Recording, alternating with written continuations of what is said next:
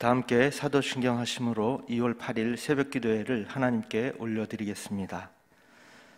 나는 전능하신 아버지 하나님 천지의 창조주를 믿습니다. 나는 그의 유일하신 아들 우리 주 예수 그리스도를 믿습니다. 그는 성령으로 잉태되어 동정녀 마리아에게서 나시고 본디오 빌라도에게 고난을 받아 십자가에 못 박혀 죽으시고 장사된 지 사흘 만에 죽은 자 가운데서 다시 살아나셨으며 하늘에 오르시어 전능하신 아버지 하나님 우편에 앉아 계시다가 거기로부터 살아있는 자와 죽은 자를 심판하러 오십니다. 나는 성령을 믿으며 거룩한 공교회와 성도의 교제와 죄를 용서받는 것과 몸의 부활과 영생을 믿습니다. 아멘. 다 함께 찬송가 430장 찬송가 430장 찬송하시겠습니다. 주와 같이 길 가는 것 즐거운 일 아닌가. 우리 주님 걸어가신 발자취를 밟겠네. 한 걸음 한 걸음 주 예수와 함께 날마다 날마다 우리 걸어가리. 어린아이 같은 우리 미련하고 약하나 주의 손에 이끌리어 생명길로 가겠네. 한 걸음 한 걸음 주 예수와 함께 날마다 날마다 우리 걸어가리. 꽃이 피는 들판이나 험한 골짜기라도 주가 인도하는 대로 주와 같이 가겠네. 한 걸음 한 걸음 주 예수와 함께 날마다 날마다 우리 걸어가리. 옛 선지자 에녹같이 우리들도 천국에 들려 올라갈 때까지 주와 같이 걷겠네. 한 걸음 한 걸음 주 예수와 함께 날마다 날마다 우리 걸어가리. 아멘. 이 시간 우리 모두 함께 두 가지를 놓고 통성으로 기도하시겠습니다. 첫 번째는 우리 코로나 바이러스 퇴치를 위해서 기도하겠는데요. 전국적으로 신규 확진자가 계속해서 많이 발생하고 있습니다. 정부와 질병관리본부 또 의료기관들이 지혜롭고 합리적이며 또 타당한 대책으로 이 코로나 바이러스가 더 이상 퍼지지 않고 다 사라질 수 있도록 기도하시고요. 특별히 하나님께서 역사하셔서 코로나 바이러스가 더 이상 확산되지 않게 하시고 더 이상 감염자가 없게 하시고 모든 사람들이 안심하며 건강한 일상생활을 해나갈 수 있도록 기도하겠습니다. 두 번째는 한국교회와 우리 교회를 위해서 기도합니다. 몇몇 교회들과 단체들이 정부 지침을 무시한 채 또 예배와 모임을 강행하여 확진자들이 많이 발생하고 있습니다. 이에 한국교회와 또 단체들을 지켜주시고 이들이 서로 협력해서 정부 지침을 잘 따르게 하셔서 이 위기를 잘 이겨내고 다시금 하나님의 영광을 나타낼 수 있도록 기도하시고요. 그리고 하루속히 우리 교회의 모든 공예배와 또 교회 학교가 회복되고 정상화될 수 있도록 그래서 더욱더 부흥하며 지역을 잘 섬기는 교회가 될 수 있도록 두 가지를 놓고 다 함께 통성으로 기도하시겠습니다. 전능하신 아버지 하나님, 오늘도 새벽 첫 시간 우리들을 깨워주시고 영상으로 새벽 기도를 하며 찬송하며 말씀으로 하루를 시작하게 하시니 감사를 드립니다. 사랑의 아버지 하나님, 이제 코로나 바이러스 퇴치를 위해서 우리 모든 성도들 계속해서 한마음으로 기도하며 나갑니다. 전국적으로 신규 확진자가 계속해서 많이 발생하고 있습니다. 정부와 질병관리본부에서 사회적 거리두기 2.5단계를 설 연휴까지 연장하며 다시금 대책을 세우고 있습니다. 코로나 방역에 있어서 이들이 지혜롭고 합리적이며 타당한 대책으로 코로나 바이러스가 더 이상 퍼지지 않고 다 사라질 수 있도록 주님 역사하여 주시옵소서. 우리 모든 국민들이 철저히 방역수칙을 잘 지키게 하시고 더 이상 감염자가 발생하지 않도록 주님 인도하여 주시옵소서. 주님께서 모든 환경을 주관하여 주시고 온 국민들이 안심하며 일상생활을 정상적으로 해나갈 수 있도록 도와주시옵소서. 모든 국민들의 가정을 주님께서 코로나 위험으로부터 보호해 주시고 더욱더 건강함으로 사회에서의 맡겨진 사명을 잘 감당하며 살아갈 수 있도록 건강도 더욱더 지켜주시옵소서. 이 시간 한국교회를 위해서 기도합니다. 몇몇 교회들과 단체들이 정부 지침을 무시한 채 모임을 강행하여 확진자들이 많이 발생을 했습니다. 이러한 일부 교회들과 단체들로 하여금 한국교회 모든 교회들도 더불어 욕을 먹고 부정적인 이미지가 생겨나고 있습니다. 하나님 아버지, 모든 교회와 단체들 서로 협력하게 하시고 정부 지침을 잘 따르게 하셔서 이 위기를 잘 이겨내고 더 나아가 하나님의 영광을 다시금 나타낼 수 있도록 인도하여 주시옵소서. 국민과 이웃의 건강과 안전을 생각하며 사회의 책임 있는 일원으로서 역할을 잘 감당할 수 있도록 우리 교회와 단체들을 주관하여 주시옵소서. 이 시간 우리 교회를 위해서도 기도합니다. 우리 교회는 정부 지침에 따라 위기를 잘 대처해 나가고 있사오니 우리 교회가 이 지역 사회에서 본이 되는 역할을 더욱더 잘 감당하게 하여 주시옵소서. 특별히 우리 교회 정상화를 위해서 기도합니다. 하루속히 모든 예배가 재개될 수 있도록 인도하여 주시고 또한 영유아부터 청년부에 이르기까지 모든 교회학교 부서와 기타 모든 모임들도 재개가 되게 하셔서 다시금 생동감 있는 활기찬 교회로 지역을 섬기며 주님의 사랑을 전하는 교회가 되게 하여 주시옵소서. 우리 교회가 이 코로나 위기를 잘 극복하고 더욱더 능력 있는 교회로 발전해 나갈 수 있도록 인도하여 주시고 특별히 하나님께서 가장 기뻐하시는 예배를 더욱더 사모하는 마음이 식어지지 않도록 우리 성도님들의 마음을 붙잡아 주시옵소서. 이제 담임 목사님 단위에 세우셔서 말씀을 대언하십니다. 성령 충만케 하시고 주시는 말씀 가지고 오늘도 승리의 삶을 살아갈 수 있도록 주님 역사하여 주시옵소서. 감사를 드리며 이 모든 말씀 예수 그리스도의 이름으로 기도합니다. 아멘. 오늘 이 새벽에 우리에게 주시는 하나님의 말씀은 마태복음 5장 7절부터 12절까지 마태복음 5장 7절부터 12절까지 합독하도록 하겠습니다. 7절부터입니다. 긍휼히 여기는 자는 복이 있나니 그들이 긍휼히 여김을 받을 것이며 마음이 청결한 자는 복이 있나니 그들이 하나님을 볼 것이며 화평하게 하는 자는 복이 있나니 그들이 하나님의 아들이라 일컬음을 받을 것이며 의를 위하여 박해를 받는 자는 복이 있나니 천국이 그들의 것임이라. 나로 말미암아 너희를 욕하고 박해하고 거짓으로 너희를 거슬러 모든 악한 말을 할 때에는 너희에게 복이 있나니 기뻐하고 즐거워하라. 하늘에서 너희의 상이 큼이라. 너희 전에 있던 선지자들도 이같이 박해하였느니라. 아멘. 우리가 이제 8가지의 복에 대해서 새벽에 이렇게 묵상을 하고 있습니다. 오늘은 긍휼히 여기는 자는 복이 있나니 7절에 대한 이 한 절만 가지고 우리가 묵상을 좀 하도록 할 겁니다. 이제 긍휼이라고 하는 것이 무엇인가라고 하는 이 부분. 옛날에 톨스토이라고 하는 그 작가가 있었는데요. 사람은 무엇으로 사는가라고 하는 아주 아름다운 소설을 썼더랬습니다.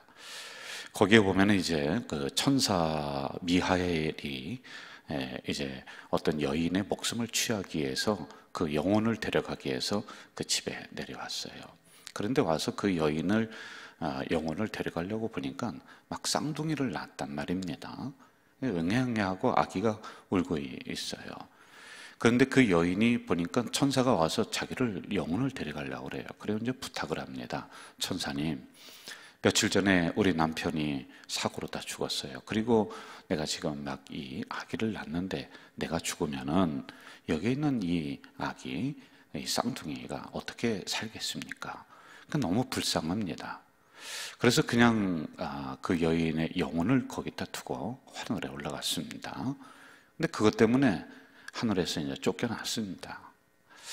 그러면서 3가지의 숙제를 풀어야지만이 너는 다시 천사로 복귀를 할 수 있다. 이제 소설의 내용이에요. 그 3가지의 숙제는 인간의 가슴 속에 있는 것이 무엇인가? 첫째 숙제입니다. 그리고 2번째는 인간에게 하나님이 베풀지 않은 것이 무엇인가? 그리고 3번째, 인간은 무엇으로 살아가는가? 3가지를 풀도록 했습니다.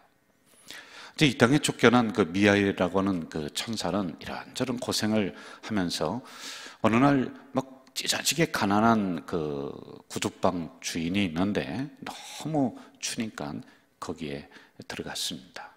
뭐 자기들도 괜시리 먹고 살 만한 그런 구두방 주인이란 말이에요. 그래 자기를 도와줄 것 같지도 않았는데 이 구두방 주인의 따뜻한 그런 보살핌, 사랑으로 자기가 이제 다시 살아났습니다. 그래서 인간의 마음에 있는 것이 바로 이것이구나, 사랑이구나, 이걸 이제 깨달았어요. 한 가지 숙제를 해결했습니다.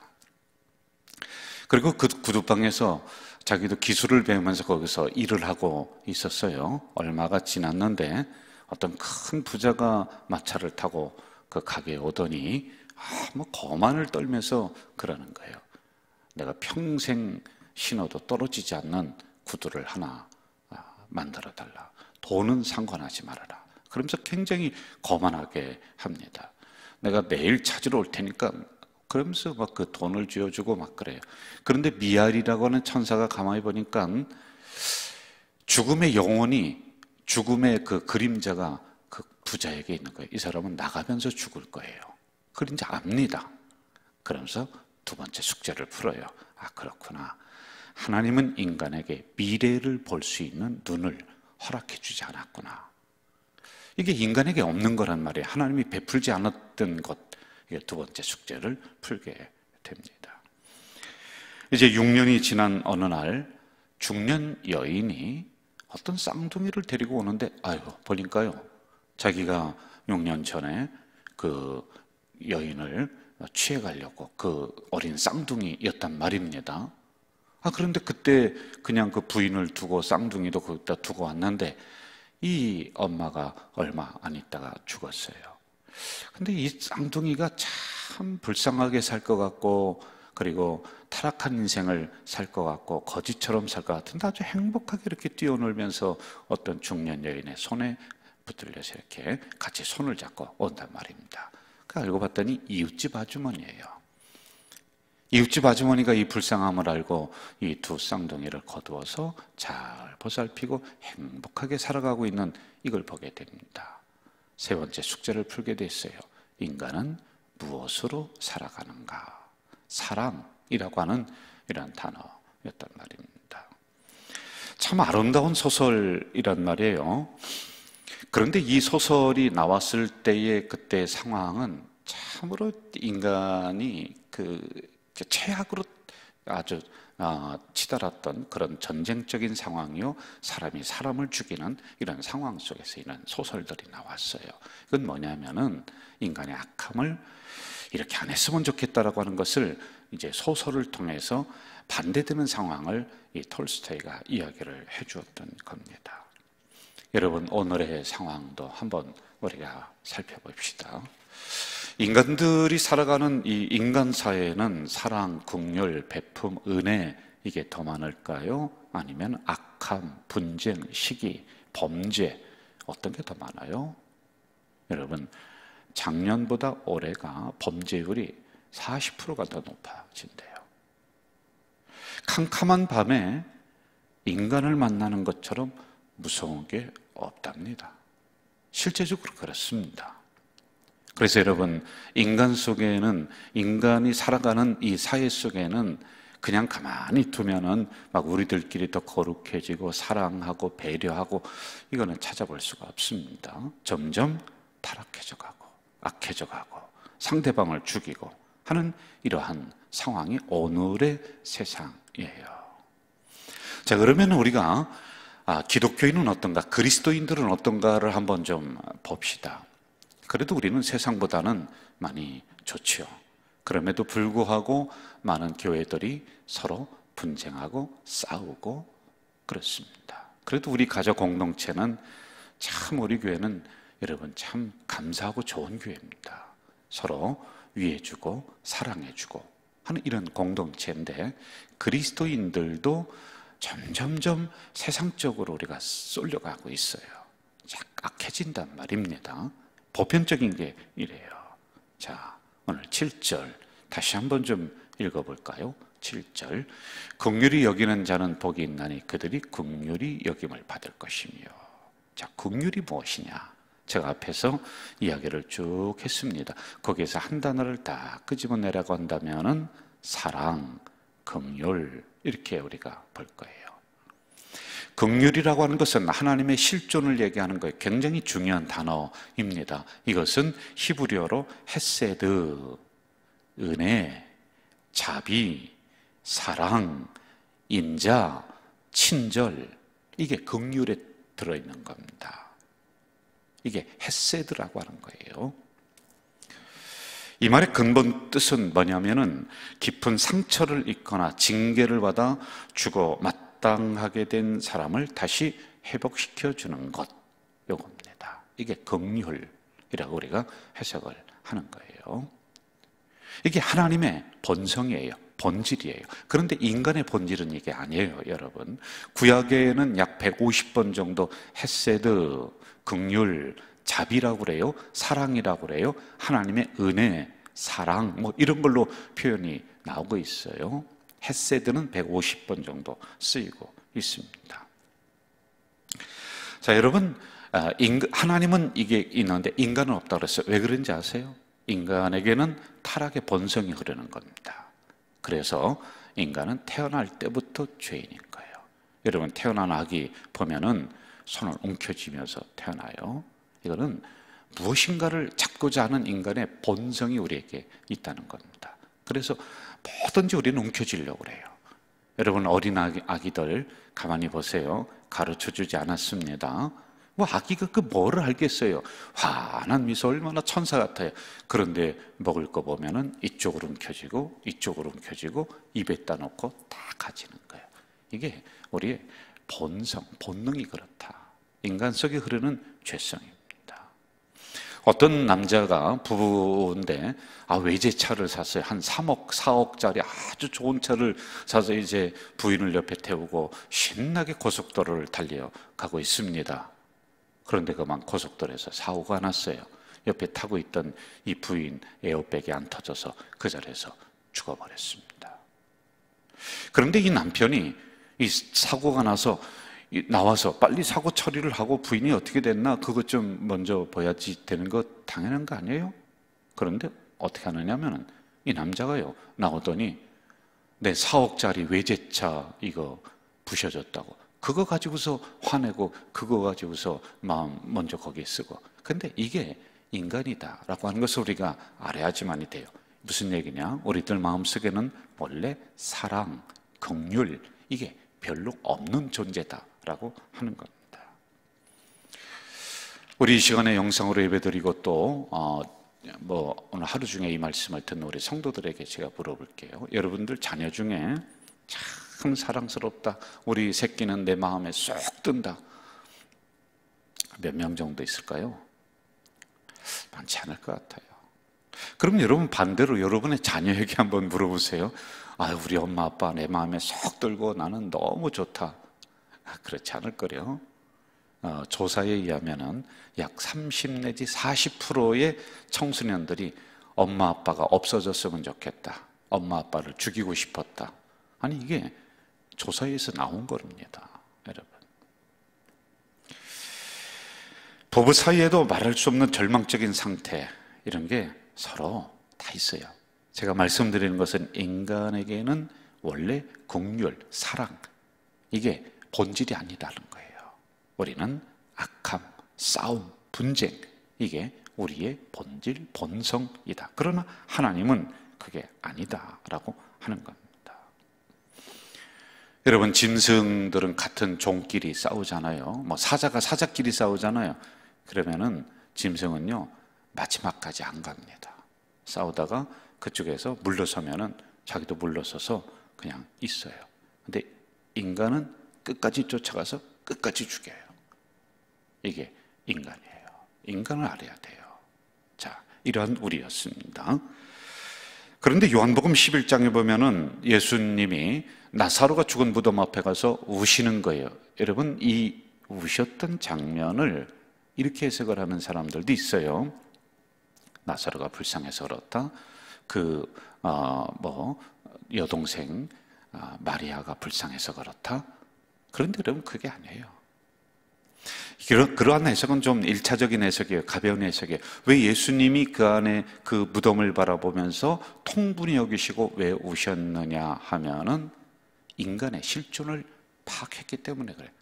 이렇게 죽을 수밖에 없는, 이 무덤 속에서 갇혀 있을 수밖에 없는 인간들이구나. 그것을 위해 내가 다시 은혜를 베풀어야 되겠다. 내가 십자가에 죽어야지만이 되겠다라고 하는 이러한 것을 생각하시면서 통분히 여기시고 우셨다라고 하는 것입니다. 여러분, 이것이 바로 주님의 긍휼이라고 하는 겁니다. 디도서 3장 5절에 보면은 우리를 구원하시되 우리가 행한 바 의로운 행위로 말미암지 아니하고 오직 그의 긍휼하심을 따라 중생의 씻음과 성령의 새롭게 하심으로 하셨느니라. 우리의 행위는 죽은 무덤이에요. 여러분, 거기서 나올 수가 없어요. 냄새나는 현장이에요. 그냥 우리는 거기서 썩어서 그렇게 마감할 인생들이었습니다. 그런데 우리의 행위를 보지 아니하시고 그의 긍휼하심을 따라서 우리를 무덤문에서 나오게 하셨어요. 일어나게 하셨어요. 구원받게 하셨어요. 이게 주님의 십자가의 긍휼이다라고 하는 겁니다. 이러한 긍휼을, 사랑을, 은혜를 받은 우리들이에요. 여러분, 이 부분을 제가 설명하려면은 끝도 없습니다. 하나님의 긍휼, 헤세드, 사랑, 자비 온통 다 그렇습니다. 그래서 여러분, 만 가지의 긍휼을 받으며 은혜를 받으며 살아온 우리, 이렇습니다. 자, 그런데 문제는 이제 여기서부터 시작이 돼요. 오늘 7절 말씀, 다시 한번 이 말씀을 잘 한번 우리가 분간을 좀 해봅시다. 다시 한번 띄워주세요. 긍휼히 여기는 자는 복이 있나니 그들이 긍휼히 여김을 받을 것이며, 이렇습니다. 여러분, 긍휼히 여기는 자는 복이 있다. 이건 누구에게 하는 얘기냐면은 그동안에 만 가지의 은혜와 사랑을 받은 여러분과 저를 향해서 하시는 말씀이에요. 우리는 그게 없었던 존재예요. 우리는 서로 찌르고 싸우고 분쟁하는 존재인데 이러한 우리를 향해서 긍휼의 사랑을, 은혜를 베풀어 주셨어요. 그런데 이러한 긍휼의 마음들이 우리들 안에 계속 존재하도록 우리가 만들어야 될 사명들이 여러분과 저에게 있다는 겁니다. 하나님의 본성 자체는 사랑, 헤세드, 은혜, 이런 것입니다. 그러나 우리는 그렇지 않아요. 그럼에도 불구하고 우리에게 끝도 없는 은혜와 사랑을 베풀어 주셨습니다. 그럼 제가 물어볼게요. 여러분, 이러한 사랑, 은혜, 그리고 자비, 이걸 여러분 느끼나요? 아시고 있습니까? 그러면 그러한 사랑과 은혜를 받으면서 여기까지 오셨다라고 여러분 속으로 인정한다면은 지금 여러분은 무엇 때문에, 누구 때문에 서운해 하십니까? 이걸 한번 보잔 말이에요. 여러분, 우리는 갚을 수 없는 그러한 빚을 지었던 인생들이었습니다. 그런데 주님이 한꺼번에 용서해 주셨어요. 그런데 우리는 그러한 은혜를 받고 나오면서 나에게 10만 원 빚졌던 사람 멱살을 잡고 감옥에 쳐넣는 이런 우리가 아닌가. 이 큰 갚을 수 없는 수천만 수십억 원의 이 빚, 1만 달란트를 탕감받고 나오면서 10만 원 빚진 우리의 동료, 그것도 조금만 있으면 내가 갚을게 하는 그 사람의 멱살을 잡고 감옥에 쳐넣는, 이걸 얘기해 주고 있는 거예요. 이 긍휼을 받았다며요. 이 은혜를 받았다며. 그런데 여러분, 교회에서 나를 안 알아준다고 서운합니까? 그것이 그렇게 이 긍휼을 대신할 만한 그런 서운함인가요? 여러분, 나에게 조금 어렵게 했던 사람들, 그렇게 내가 받은 은혜 크다라고 하면서 이 큰 은혜를 뒤로 제끼면서 이것을 대신할 만큼 그 사람을 용서하지 못하고 받아주지 못하는 그러한 것들인가요? 이거를 우리에게 묻고 있는 거란 말입니다. 그래서 긍휼함을 받은 성도들은 이러한 하나님의 은혜를 받았단 말입니다. 그러면은 너도 또 다른 누군가를 그 긍휼의 눈으로, 사랑의 눈으로, 은혜의 눈으로 바라볼 줄 알아야 된다, 이 얘기입니다. 여러분, 성도를 바라볼 때도 미움의 렌즈로, 분쟁의 렌즈로 바라보면은요, 흠집투성입니다. 아니, 그냥 봐도 그 사람 단점만 보이는데, 그래, 렌즈를 다 끼고서 그 사람 보면요, 감춰졌던 것, 속에 있는 것 다 보여요. 1000가지, 10,000가지가 될 겁니다. 그런데 이 긍휼의 만환경으로, 사랑과 은혜의 렌즈로 그 사람을 이렇게 보면은요, 1000가지, 10,000가지 되었던 단점들이 없어지고 한 가지의 장점이 딱 보여요. 그럼 그 한 가지의 장점은 1000가지, 10,000가지를 덮고도 남는 거예요. 그래서 그걸 우리가 볼 줄 알아야 돼요. 아, 저 사람은 10가지는 참 안 좋은데 요거 하나는 좋아. 그럼 그걸 우리가 캐내고 그걸 붙잡고 그 사람을 평가하면서 나가면요, 그 사람은 점점점 가면서 이 장점이 더 확대가 될 수가 있는 거예요. 교회는, 공동체는 이래야지만이 됩니다. 우리가 흔히 이런 얘기 하잖아요. 털어서 먼지 안 나는 사람 누가 있느냐? 맞아요. 털어서 먼지 안 나는 사람 하나도 없어요. 그러면은 어떻게 생각해야 되느냐면, 그렇게 말하는 당신도 똑같아요. 당신도 털으면 다 먼지 난단 말입니다. 그럼 그것을 우리가 긍휼의 마음으로 덮어줄 줄 아는 공동체, 이해해 줄 줄 아는 공동체, 이것을 용납해 줄 줄 아는 긍휼의 마음을 넉넉하게 하자는 우리 공동체가 돼야 된다는 것이지요. 긍휼함을 받은 성도들, 다른 사람을 향해 같은 긍휼을 건네야지만이 됩니다. 특별히 제가 몇 가지 정리를 하면서 마무리를 할게요. 나는 10,000가지의 은혜를 받으며 살아온 존재다. 이게 헤세드입니다. 긍휼이에요. 이거 아니면 우리가 이 자리에 설 수 없어요. 새벽에 여러분 나올 수가 없습니다. 이걸 우리에게 먼저 베풀어 주셨어요. 이걸 잊지 맙시다. 그리고 그 다음에 이러한 긍휼을 할 수만 있으면 내가 창구가 되어서, 통로가 되어서 또 다른 사람에게 그리스도의 긍휼, 사랑, 친절, 이런 것을 작게나마 베푸는 우리가 좀 되었으면 좋겠습니다. 그리고 마지막으로 긍휼의 마음을 위해서 여러분 반드시 기도하셔야 돼요. 이게 무슨 얘기냐? 어느 때는 아내가, 남편이 꼴도 보기 싫어요. 그런데 여러분, 이거는 인간의 본성이에요. 왜? 죄성이니까 그 사람 꼴도 보기 싫은 게 당연한 거예요. 그런데 여러분 기도하십시오. 그러면은 우리가 받았던 그 긍휼의 마음으로 그분을 볼 수 있도록 하나님이 만들어주세요. 옆에 있는 우리 공동체 누구 정말 만나기도 싫어요. 괜히 준 것 없이 미워요. 그럼 여러분, 이건 우리의 본성이에요. 그걸 붙잡고 가지 말고요, 그걸 위해서 기도하세요.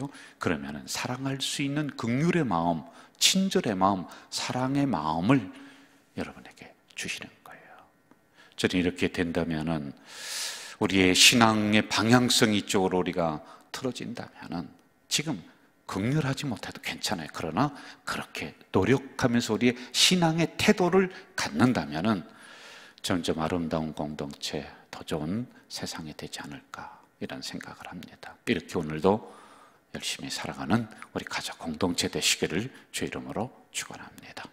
전능하신 아버지 하나님, 이 새벽에 연약한 저희들을 또 깨워주셨습니다. 코로나가 이제 계속 기승을 부리고 있는 이때입니다. 이것이 길어지다 보니까 집단 우울증에도 걸리고 우리의 신앙도 점점 무뎌지고 정말 하나님 총체적으로 난국입니다. 경제적으로도 어렵고 사회적으로도 어려운 이런 상황 속에 저희들이 살아가고 있습니다. 그럼에도 불구하고 우리가 주님을 향한 이 기도, 예배, 이러한 신앙의 끈을 놓지 않고 있습니다. 꼭 붙잡고 가고 있사오니 이것이 마무리가 되면서는 더 큰 은혜로, 더 큰 사랑으로 우리 공동체를 긍휼하게 여겨주시고, 또한 이 시대에 정말 죽어가는 영혼들, 상처받은 영혼들이 넉넉하게 치유받는 치유의 현장으로 우리 공동체를 사용해 주시옵소서. 오늘도 하나님, 이 어려운 현장 속에서 우리가 인간성 말살이라고 하는, 그리고 개인주의라고 하는 이런 현장을 살아가고 있지만은, 어려운 현장을 살아가고 있지만은, 여기에서 사랑의 마음, 긍휼의 마음, 친절의 마음을 조금씩 베풀며 나가는 우리 공동체 식구들이 다 될 수 있도록 도와주시옵소서. 할 수만 있으면 한 발 뒤로 물러나고, 할 수만 있으면 한 번 더 내가 참고, 할 수만 있으면 한 번 더 양보해 나가는 우리 공동체 식구들이 될 수 있도록 인도해 주시옵소서. 예수님의 이름으로 기도하옵나이다. 아멘. 하늘에 계신 우리 아버지, 아버지의 이름을 거룩하게 하시며 아버지의 나라가 오게 하시며 아버지의 뜻이 하늘에서와 같이 땅에서도 이루어지게 하소서. 오늘 우리에게 일용할 양식을 주시고, 우리가 우리에게 잘못한 사람을 용서하여 준 것 같이 우리 죄를 용서하여 주시고, 우리를 시험에 빠지지 않게 하시고 악에서 구하소서. 나라와 권능과 영광이 영원히 아버지의 것입니다. 아멘.